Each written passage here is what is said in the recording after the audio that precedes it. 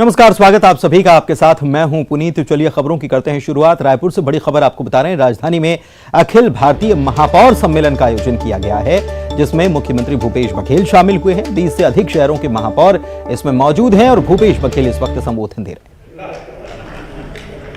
ये मैं समझता हूं हर महापौर के साथ ऐसी कुछ घटनाएं घटती है, जब उस समय आदमी महसूस कर रह जाता है, मन महसूस कर रह जाता है कि ये कहां किस जंजाल में फंस गया। उस समय बड़ा कोप होता है कि अपने परिवार के लिए भी आप समय नहीं निकाल पाते, तो ऐसी घटनाएं घट जाती हैं। ऐसे दौर में काम करना है तो थोड़ा तो उसको भी उसका मानदेय बढ़ना चाहिए।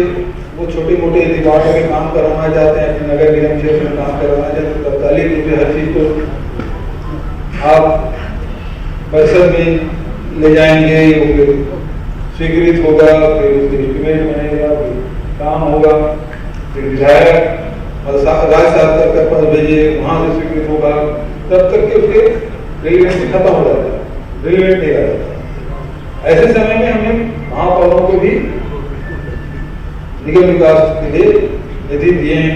जैसे जैसे नगर निगम है, ये श्रेणी की, बी श्रेणी की, सी श्रेणी की, उस हिसाब से पूरा दी गई है, ताकि तत्काल यदि भ्रमण में जा रहे हैं, जो जरूरी लग रहा है उनको, ये भाई 2 लाख का काम है, 5 लाख का काम है, तत्काल काम स्वीकृत करो। विधायकों को भी आप देखेंगे, पहले 1 करोड़ था, फिर 2 करोड़ किया और अब 4 करोड़। एक सांसद को 5 करोड़ मिलता है, जहाँ 7 विधायक है, 5 विधायक है, 9 विधायक है, विधानसभा क्षेत्र है, 5 करोड़ मिलता है। मेरे छत्तीसगढ़ में 4 करोड़ मिलता है।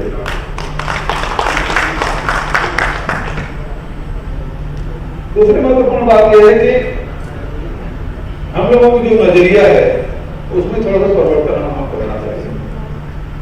कोई भी काम करते हैं तो उसे अर्थ से जब तक नहीं जोड़ेंगे तब तक तो सफल नहीं होगा। ये मूल मंत्र है, समझ लीजिएगा। आप स्वच्छता अभियान चलाइएगा, लेकिन स्वच्छता के साथ अर्थ को जोड़ दीजिए। कचरे से भी पैसा मिले, गोबर से भी पैसा मिले, तो सफलता ज्यादा मिलती है। आज शहर में घूम लीजिए, आपको गोबर नहीं मिलेगा। क्यों? गोबर दूर में क्यों मिल रहा है? वो भी मुश्किल है, उसको भी खरीदना पड़ेगा। कचरा है उसका भी, अब हम उस गोबर से केवल वर्मी कंपोस्ट नहीं बना रहे हैं, उससे केवल गोबर नहीं बना रहे हैं, उस कंदाभर नहीं बना रहे हैं। अब उसका हम पेड़ बना रहे हैं, प्राकृतिक पेड़ भी बना रहे हैं, और रायपुर नगर निगम का जो कार्यालय आपने देखा है उसी पेड़ से पुताई हुई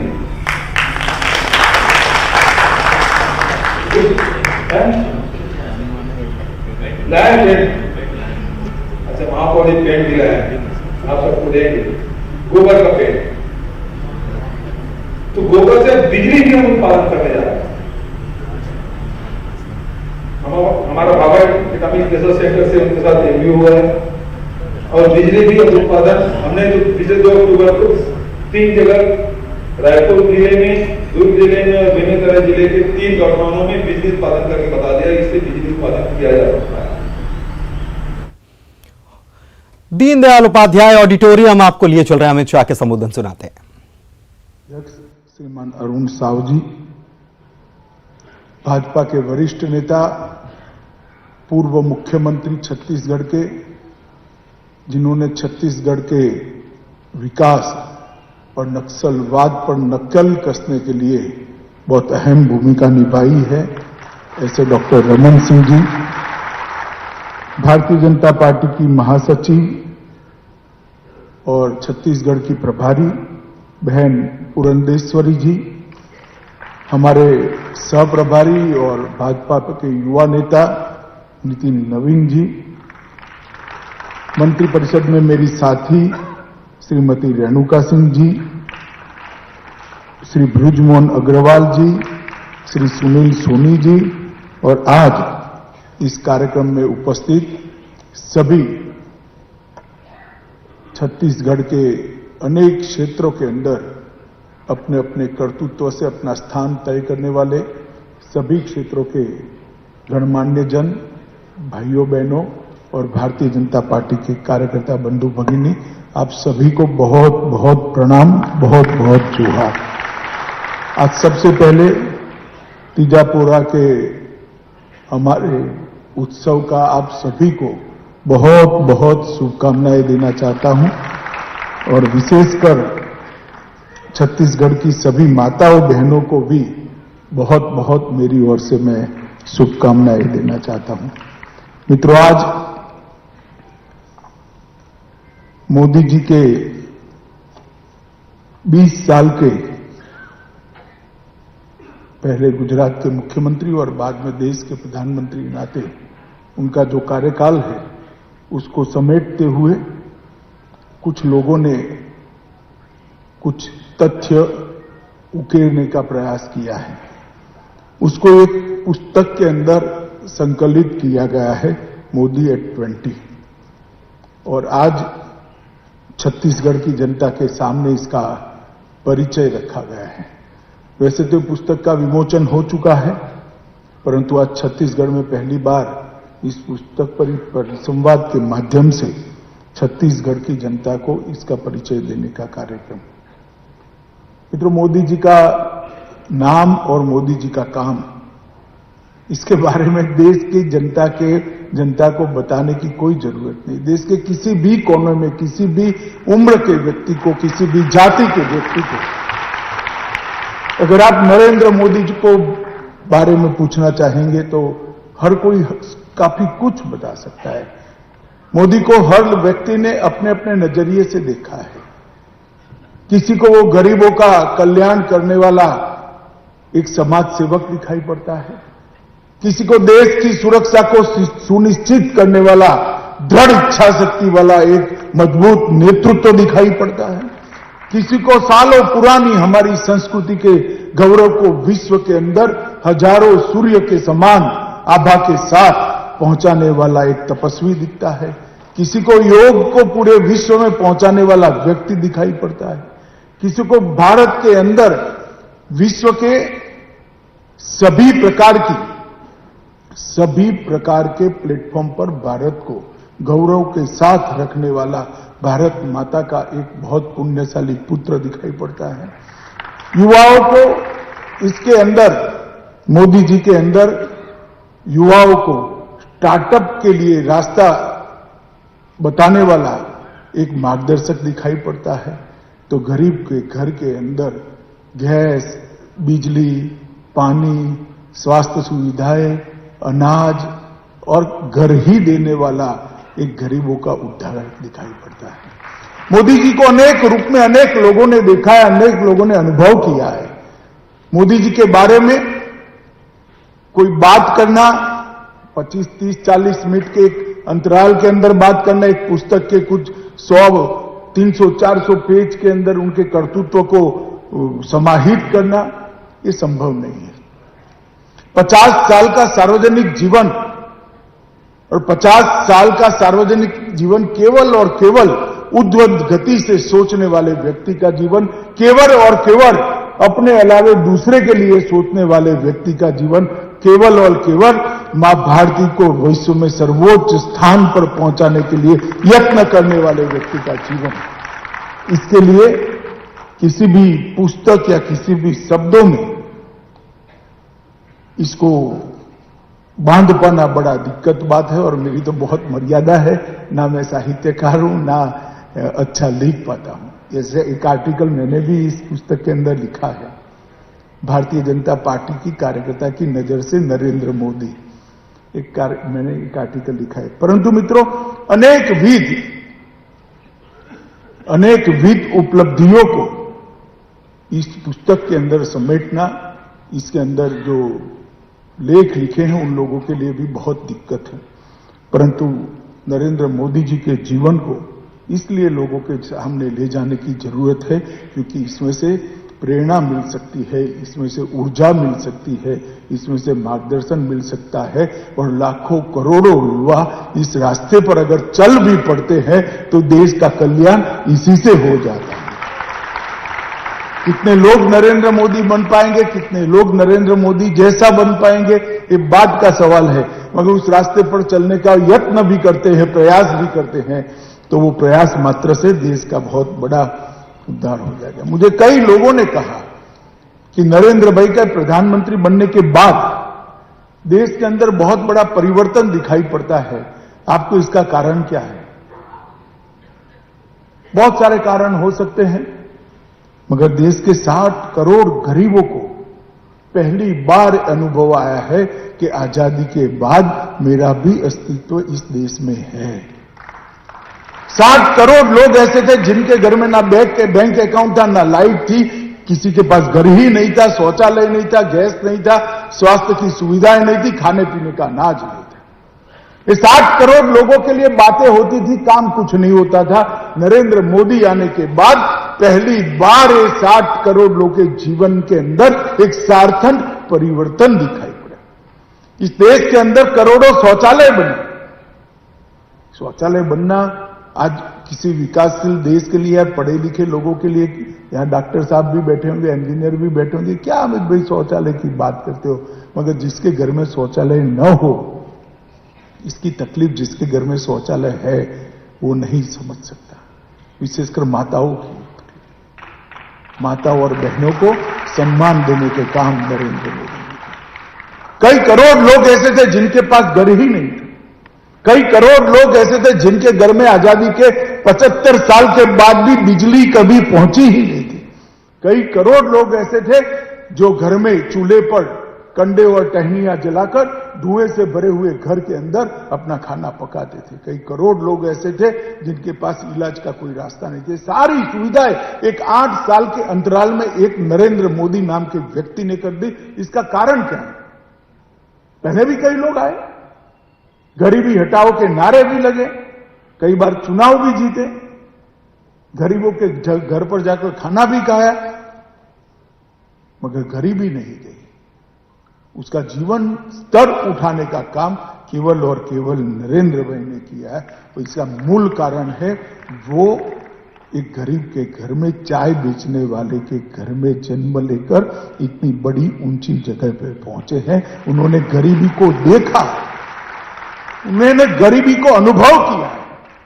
और जब व्यक्ति गरीबी को देखता है, अनुभव करता है, उसकी कठिनाइयों का सामना करता है, तो दूसरे की सोचने वाले जो व्यक्ति होते हैं नरेंद्र मोदी जैसे, उनके मन में एक टीस होती है कि जो दुख मैंने झेला है, मेरे भारत का कोई बच्चा वो दुख न झेले। सब बच्चों के लिए अच्छी सुविधाएं होनी चाहिए, और इसी में से ये सारी योजनाएं निकली है। मित्रों, आज दुनिया के सारे देश, बड़े बड़े पंडित जो डेवलपमेंट की चिंता करते हैं, चर्चा करते हैं, वो चकाचौंध हो जाते हैं जब हमारे आंकड़े को जमीन पर उतरता हुआ देखते हैं।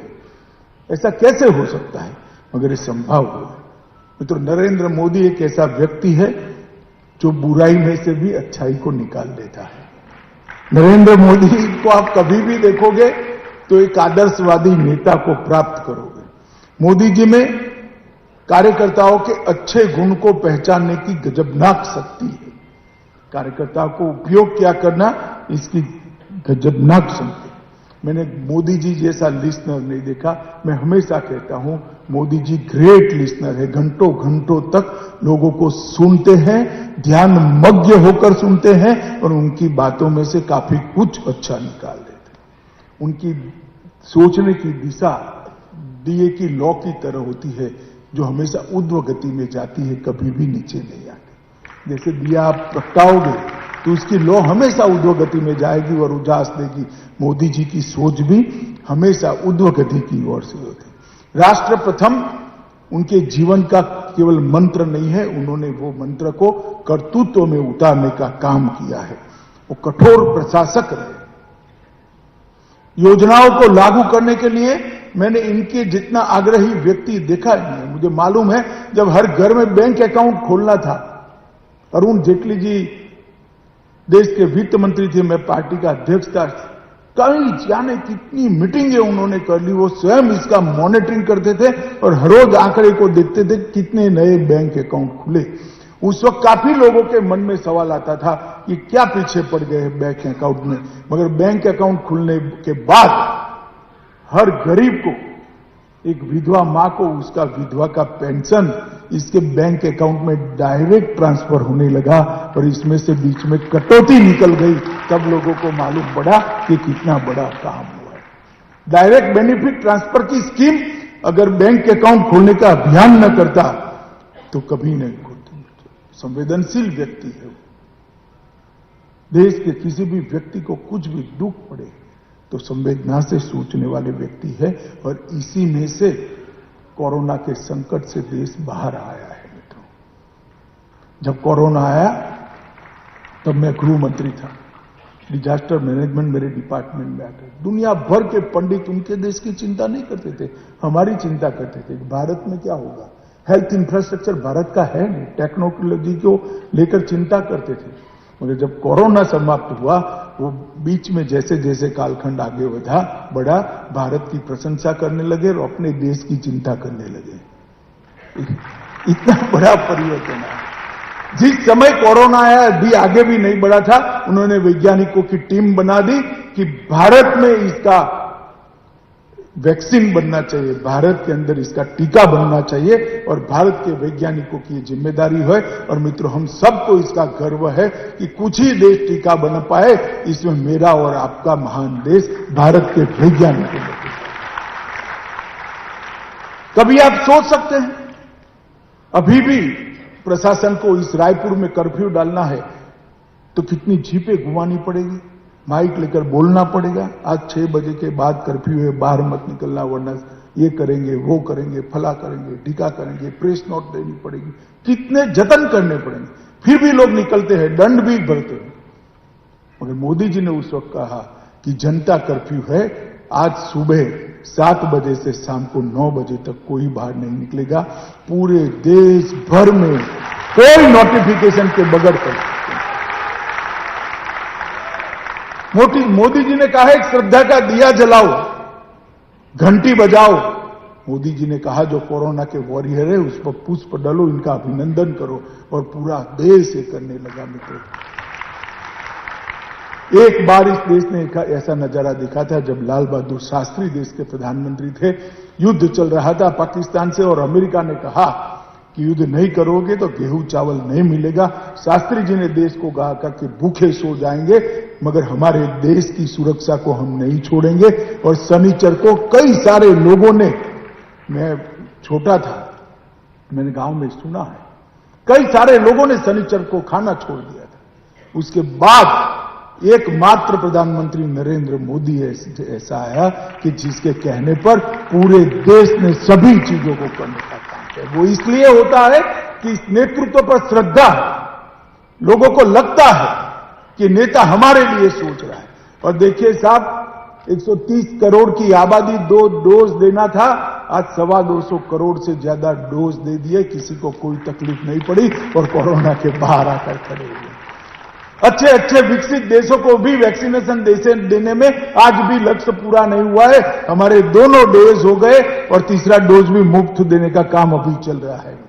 और किस तरह से आप गए, लाइन में खड़े रहे, डोज लिया, कॉफी पी, और बाहर निकलने से पहले आपके मोबाइल पर मोदी जी की हंसती हुई फोटो के साथ सर्टिफिकेट भी आ गया। सर्टिफिकेट लेने के लिए भी किसी को कहां नहीं जाना पड़ा।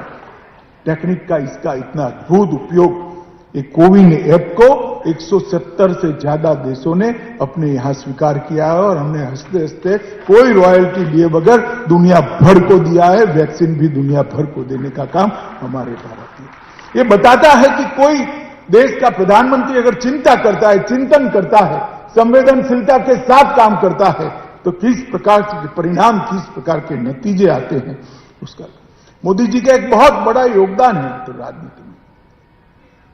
मुझे ठीक याद है, मैं बचपन से राजनीतिक विश्लेषक रहा हूं, बचपन से मुझे इसकी ट्रेनिंग भी दी गई है। एक कालखंड आया था देश में 2010 से 2014 का, पूरा देश निराश हो गया। यूपीए की सरकार थी, कांग्रेस की सरकार थी, मनमोहन सिंह की सरकार थी, चलाती सोनिया गांधी जी थी, और उस वक्त 12 लाख करोड़ के घपले, घोटाले, भ्रष्टाचार हुए, न जाने कितनी निर्भयाओं पर बलात्कार हुआ। देश की सीमाओं की कोई सुरक्षा का ठोर ठिकाना नहीं था, दुनिया में देश का सम्मान नहीं था, अर्थतंत्र के सारे सूचकांक औंधे मुंह गिर गए थे, देश का भविष्य क्या है धुंधला सा हो गया था और देश के लोग सोचने लगे थे कि हमारी मल्टी पार्टी डेमोक्रेटिक सिस्टम, हमारी बहुपक्षीय संसदीय लोकतांत्रिक व्यवस्था विफल हो गई है क्या? ये पद्धति से देश आगे बढ़ पाएगा क्या? ये पद्धति से देश अपनी दुनिया में जगह बना पाएगा क्या? ऐसा क्वेश्चन मार्क हुआ था और उसी वक्त भारतीय जनता पार्टी ने 2014 में नरेंद्र मोदी जी को अपना प्रधानमंत्री पद का प्रत्याशी घोषित किया और जो आंदोलन कर रहे थे युवा, वो समर्थन में खड़े हो गए और 30 साल के बाद पहली पूर्ण बहुमत की सरकार बनी, पहली गैर कांग्रेसी 2/3 बहुमत वाली सरकार बनी जिसके नेता नरेंद्र मोदी बने। और मित्रों,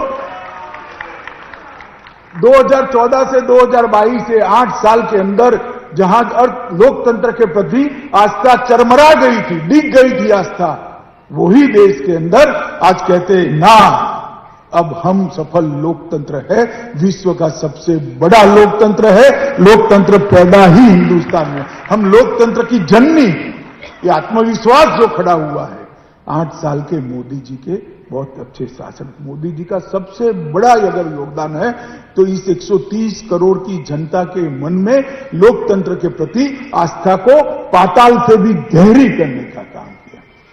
जब मोदी जी देश के प्रधानमंत्री बने उसके पहले 3 नासूर थे, परिवारवाद, भ्रष्टाचार और तुष्टीकरण। ज्यादा से ज्यादा पार्टी आप उठाकर देख लीजिए, भारतीय जनता पार्टी के अलावा सभी पार्टियों को उठाकर देखिए, बाप के बाद बेटा, बेटा कैसा है देखना ही नहीं, बेटा ठीक नहीं तो उसका दूसरा भाई, अगर नहीं है तो दामाद भी लाइन लगाकर बैठे हैं, और अगर कोई नहीं है तो खाली रहेगा मगर और कोई आएगा नहीं। सारी राजनीतिक पार्टियां परिवारवाद में लिप्त थी, मगर मोदी जी ने भारतीय जनता पार्टी के जब नेता बने और लोगों के सामने सुशासन का मंत्र रखा, तब परिवारवाद उखाड़ उखाड़ कर इस देश की जनता ने फेंक दिया, इनको पराजय का मुख। भ्रष्टाचार 8 साल के हमारे शासन के अंदर हमारे पर विपक्ष भी भ्रष्टाचार का आरोप नहीं कर सकता, इस प्रकार की सरकार नरेंद्र मोदी और तुष्टीकरण का नामो निशान खत्म हो गया, सबके लिए समान व्यवहार, किसी को विशेष कुछ प्राप्त नहीं होगा। वोट बैंक की राजनीति को मोदी जी ने समाप्त कर दिया। ये तीनों नासुरों को मोदी जी ने देश की राजनीति से उखाड़ कर फेंक दिया और इसकी जगह पॉलिटिक्स ऑफ परफॉर्मेंस, विकास कौन करेगा, परफॉर्म कौन करेगा, इसकी राजनीति को शुरू किया और आज देश की जनता पॉलिटिक्स ऑफ परफॉर्मेंस मांगती है। मैं देश के युवाओं को भी कहना चाहता हूं, पॉलिटिक्स में आए हुए, राजनीति में आए हुए ये बारीक बदलाव को आप ध्यान से देखिए, ध्यान से देखिए।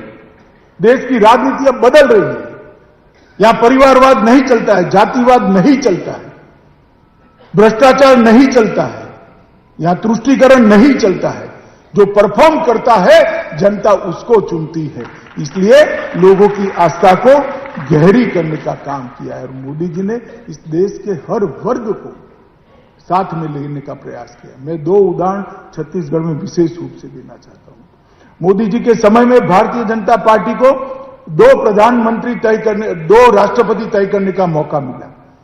पहले रामनाथ कोविंद जी, देश के गरीब से गरीब घर के अंदर जन्मा हुआ दलित का बेटा इस देश का राष्ट्रपति बना और पूरे देश को लगा अगर क्षमता है तो कोई भी कुछ भी बन सकता है। उसके बाद दूसरी बार मौका मिला, भाई रहने दो कुछ नहीं होगा, रहने दो कुछ नहीं होगा, आप भी रहने दिए भैया। दूसरी बार मौका मिला और दूसरी बार के मौके में उन्होंने आदिवासियों में भी, जनजातियों में भी सबसे पिछड़ी जनजाति और गरीब घर की बेटी द्रौपदी मुर्मू को, महामहिम द्रौपदी मुर्मू, देश को आज पहली बार आदिवासी महिला राष्ट्रपति के रूप में मिली है। और इतना सीधा साधा सरल व्यक्तित्व राजनीति में कहीं इसका कोई स्थान न हो अगर कांग्रेस की संस्कृति हो, मगर ये भारतीय जनता पार्टी और नरेंद्र मोदी का नेतृत्व है मित्रों।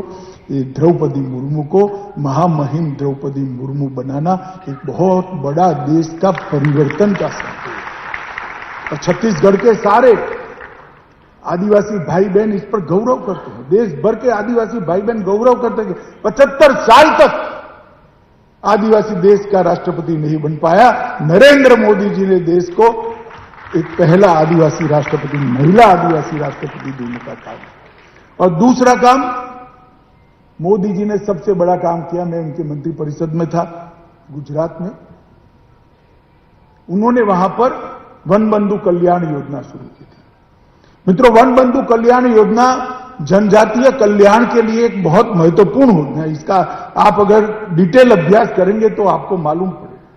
कई योजनाएं बनी, किसी ने रोड बना दिए, किसी ने लाइट लगा दी, किसी ने बस स्टेशन बना दिए, किसी ने स्कूल बना दिया, मगर सर्वांगीण विकास जनजातीय क्षेत्र का वो नहीं हुआ। वन बंधु योजना के 4 कंपोनेंट थे, 4 स्तंभ है, और उसमें एक व्यक्ति का विकास, मतलब आदिवासी भाई बहन का सीधा विकास, उसी का विकास, दूसरा गांव का विकास, तीसरा उस क्षेत्र का विकास, और चौथा सुविधाओं का विकास। ये चारों को मिलाकर वन बंधु कल्याण योजना बनाई। और पहली बार देश ने जनजातियों को जो वादा किया था देश के संविधान के, आबादी के अनुपात में बजट के अंदर आपके विकास के लिए राशि का प्रबंधन किया जाएगा, अगर आजादी के बाद देश में किसी एक राज्य ने करा तो सबसे पहले मोदी जी के नेतृत्व में गुजरात के अंदर इसकी शुरुआत हुई। और एक बहुत बड़ा गरीबों को कल्याण करने का उन्होंने वहां से शुरुआत करी। मित्रों, उनके दृष्टिकोण को ध्यान से समझने जैसा है। उनके व्यक्तित्व को समझ के अगर नेता की व्याख्या करने के लिए मुझे कोई कहे कि नेता कैसा होता है, तो मोदी जी के व्यक्तित्व का विश्लेषण कर मैं कहने का प्रयास करता हूं। नेता वही है जो पहले आम इंसान है, बाद में नेता है। मोदी जी पहले आम व्यक्ति है, वो अपने आप को प्रधानमंत्री नहीं कहते, प्रधान सेवक कहते हैं। नेता वही है जो ईमानदार हो। मोदी जी के सादगी को आपने शायद ही देख पाए होंगे, क्योंकि आप उनको मंच पर देखते हैं। जो लोग उनके घर पर किसी भोजन के समय सूचना दिए वगैरह गए होंगे और भोजन करा होगा, तो खिचड़ी और छाछ के अलावा आपको कुछ नहीं मिलेगा। एक आध आलू की सब्जी मिल जाए तो अच्छा दिन है। जो सादगी से जीता है, जो पारदर्शिता से जीता है, वही नेता है। जिसमें बड़े फैसले लेने की क्षमता हो, वो ही नेता होता है। सालों से पाकिस्तान हमारे यहां घुसपैठ करता था, हमारे सेना के जवानों के सर काट कर ले जाते थे, पैर से अपमानित करते थे। दिल्ली के आकाओं के माथे पर जू नहीं रहती। नरेंद्र मोदी जी आए, उरी और पुलवामा में हमला किया, एक बार एयर स्ट्राइक किया, एक बार सर्जिकल स्ट्राइक किया, घर में घुसकर जवाब दिया। और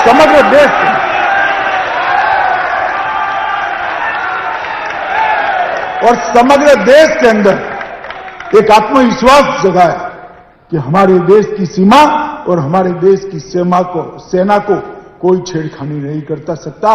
और पूरी दुनिया में एक संदेश गया कि इजराइल और अमेरिका के बाद अगर कोई गलती करता है तो घर में घुसकर दंड देने का किसी में सामर्थ्य है तो मेरे और आपके भारत के अंदर ये संदेश है।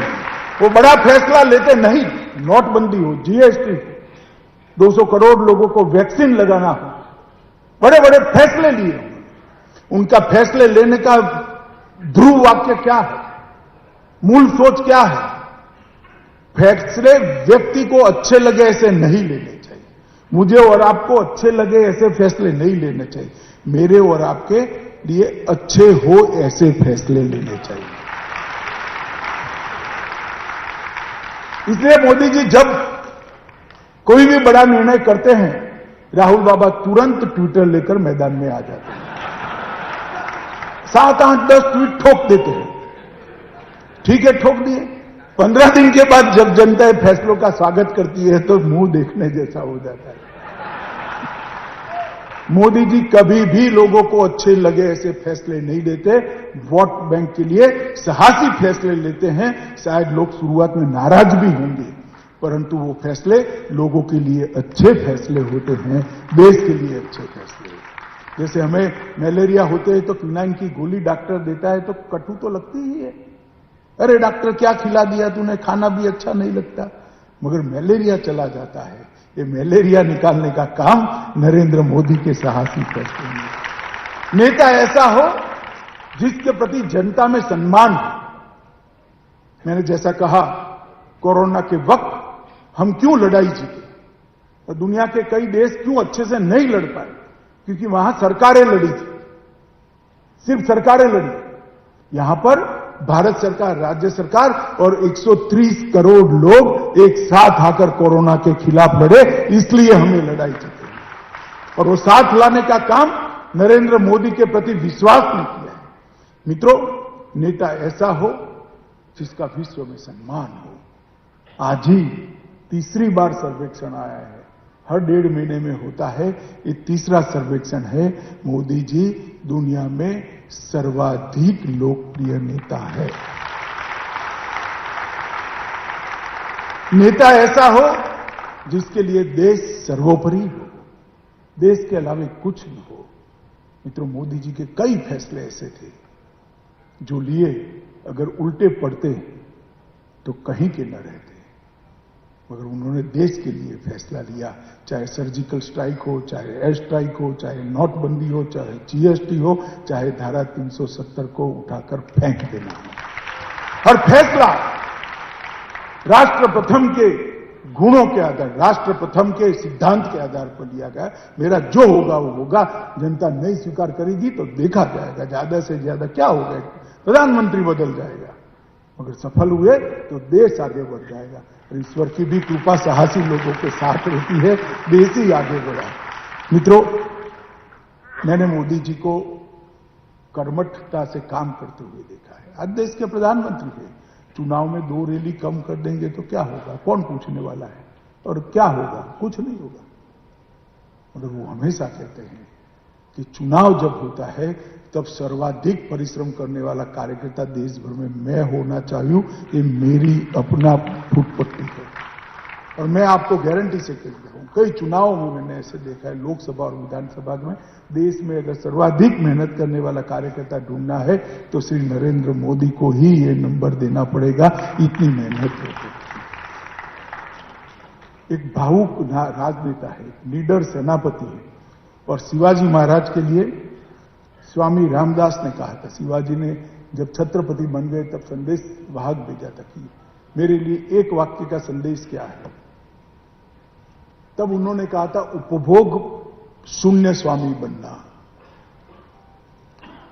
तब पूछा गया कि उपभोग शून्य स्वामी क्या है, तो उन्होंने कहा तेरे पास अब राजकोष है, राज की सेना है, बड़े बड़े महल है, राज का पूरा खजाना है, इसका मालिक तू हो गया क्योंकि अब तू राजा है, परंतु उसका उपयोग, उपभोग, उसका उपयोग अपने लिए शून्य करना, कभी न करना। तो उपभोग शून्य स्वामी अगर कोई है तो इस समय का लोकतांत्रिक तरीके से नरेंद्र मोदी। और वो अपने आप को स्वामी भी नहीं कहते, इसीलिए प्रधान सेवक कहते हैं। और आज भी वो 18-18 घंटे काम करने वाले व्यक्ति है। 12 बजे के बाद अगर किसी का फोन आ सकता है तो मैं हमेशा समझ कर रखता हूं कि मोदी जी का आएगा और किसी का नहीं आएगा।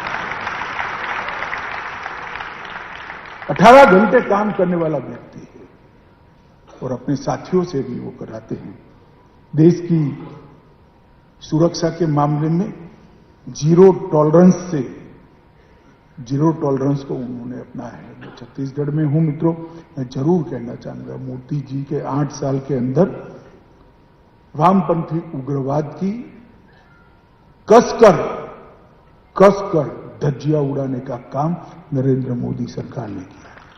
मैं कुछ आंकड़े देना चाहता हूं।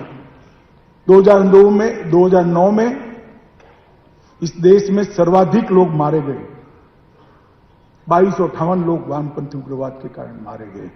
वहां से घटता घटता घटता 2021 में 2258 से घटकर 509 तक ये आंकड़ा आने का काम इन नरेंद्र मोदी सरकार ने किया।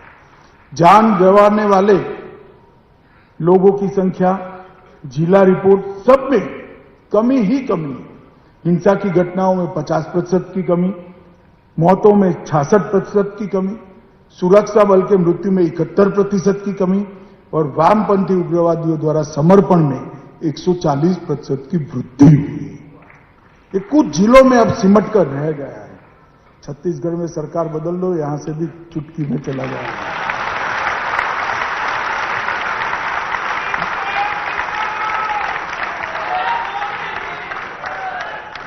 नहीं तो देश की सुरक्षा के लिए मोदी जी ने दृढ़ता से काम किया है। कई सारे ऐसे काम किए हैं कि हर गांव में बैंक पहुंचाने का अभियान होता है। 30 सर्वाधिक जिले जो छत्तीसगढ़ के हैं उसमें 1253 शाखाएं खोलने का काम किया है। लगभग 2343 मोबाइल टावर लग चुके हैं नए वामपंथी उग्रवादी क्षेत्रों के अंदर और 2542 नए लगने वाले हैं। 243 आवासीय एकलव्य विद्यालय बनाने का काम हुआ है। मित्रों, उन्होंने कई चैलेंजिंग चीजों को भी लिया है, जैसे शिक्षा के क्षेत्र में ढेर सारा किया। मैं पूरी मीमांसा करना नहीं चाहता, मगर सबसे कठिन काम क्या है? जिनका शिक्षा का अभ्यास है उनको कठिन है। मालूम है कि 2 ही बड़े मसले हैं जो बहुत दिक्कत देने वाले हैं देश को। एक तो एनरोलमेंट 100% होना चाहिए, हर बच्चा स्कूल में दाखला लेना चाहिए, और फिर ड्रॉप आउट नहीं होना चाहिए। कम से कम 10वीं तक वो परीक्षा पास करना चाहिए। तो 100% बच्चे स्कूल में एनरोल हो और 100% बच्चे एसएससी से बाहर निकले। नरेंद्र मोदी जी ने गुजरात के अंदर जब मुख्यमंत्री बने तब एनरोलमेंट 66% था। जब उन्होंने अपना मुख्यमंत्री काल का टाइम समाप्त कर प्रधानमंत्री बने तो एनरोलमेंट 99.78% था। 66% से 99.8%। और ड्रॉप आउट रेशियो जो 36% था उससे ड्रॉप आउट रेशियो 0 कर दिया। एक भी बच्चा जो आ गया वो जा नहीं पाता था, उसको स्कूल में कंटिन्यूअसली 10वीं तक पढ़ता था। इस प्रकार के काम, स्वास्थ्य में भी ढेर सारे काम किए हैं, मैं पूरी कहना नहीं चाहता, मगर इसमें सबसे बड़ा काम क्या होता है तो माता मृत्यु दर और बाल मृत्यु दर को कम करना और डिलीवरी को 100% इंस्टीट्यूशनलाइज करना। मोदी जी ने गुजरात के अंदर इसमें बहुत अच्छे ढंग से आंकड़ों को सुधारने का काम किया था।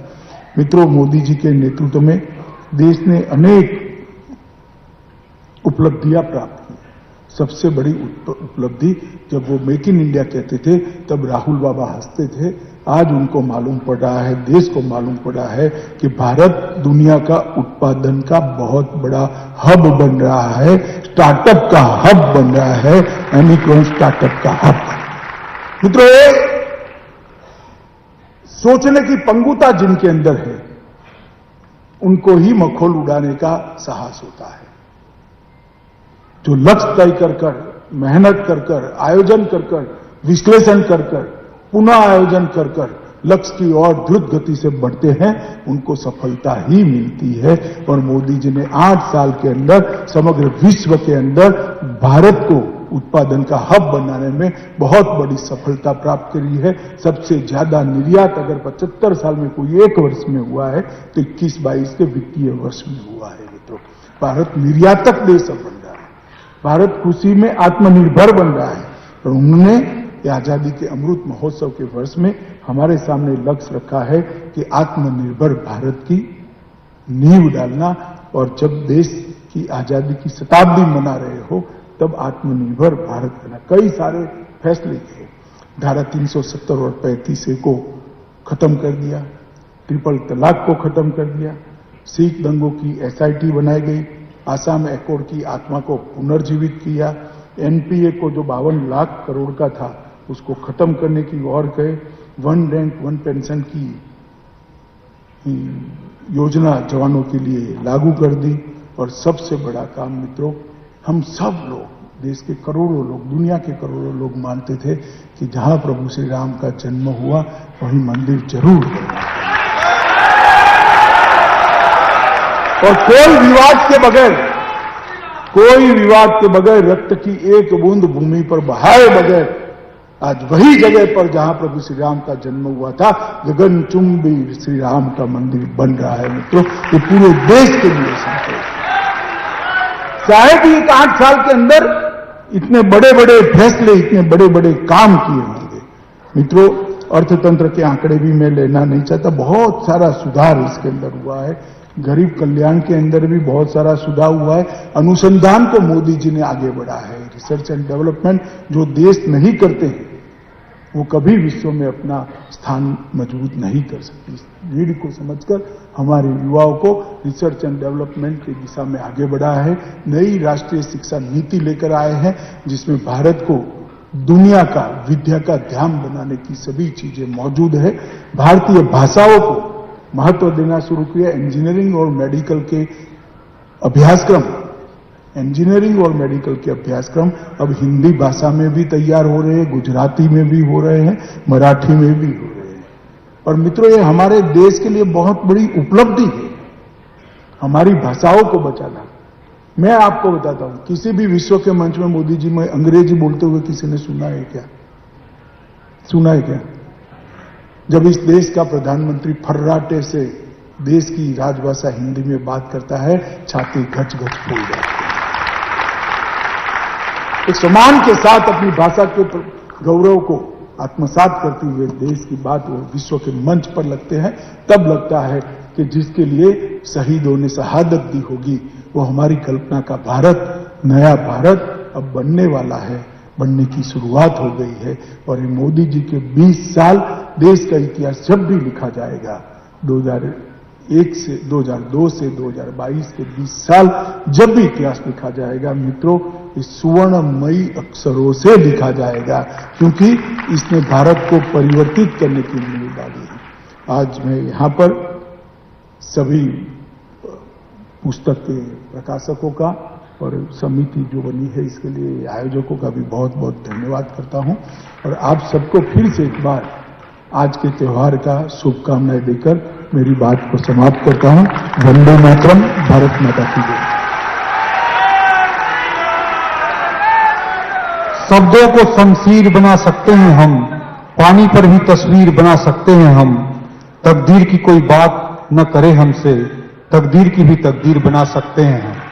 आदरणीय नरेंद्र मोदी जी का, आदरणीय अमित शाह जी का छत्तीसगढ़ जो भगवान श्री राम का ननिहाल है, वो बहुत कृतज्ञ है कि उन्होंने मजबूत निर्णय लेते हुए और कोर्ट की प्रक्रिया को आगे बढ़ाते हुए राम मंदिर की प्रक्रिया को पूर्ण किया। स्मृति चिन्ह देने के लिए आदरणीय डॉक्टर रमन सिंह जी को और आदरणीय प्रदेश अध्यक्ष अरुण साहू जी को मैं सादर आमंत्रित करता हूं।